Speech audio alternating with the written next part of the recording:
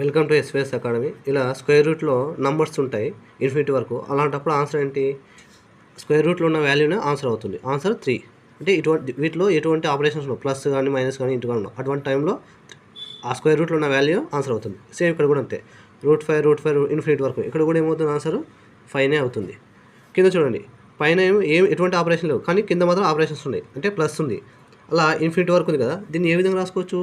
n×n+1 ఫార్మాట్లో రాసుకోవచ్చు. 6ని ఏ విధంగా రాసుకోవచ్చు? కారణాంకాలుగా 2 3 అంటే n వాల్యూ 2 అవుతుంది, చిన్న వాల్యూ. అంటే n+1 వాల్యూ 3 అవుతుంది. ఆన్సర్ ఏంటి? 3. పెద్ద వాల్యూ తీసుకోవాలి, ప్లస్ ఉంది కాబట్టి. ఇక్కడ చూడండి మైనస్ ఉంది, ఇక్కడ ఏం తీసుకోవాలి? ఇక్కడ సేమ్ ఫార్ములా n×n+1. ఇక్కడ చిన్న వాల్యూ తీసుకోవాలి, n వాల్యూ. 13 ఏ విధంగా రాసుకోవచ్చు కారణాంకాలుగా? 6 5 అంటే చిన్న వాల్యూ ఏది? 5 ఆన్సర్ అవుతుంది.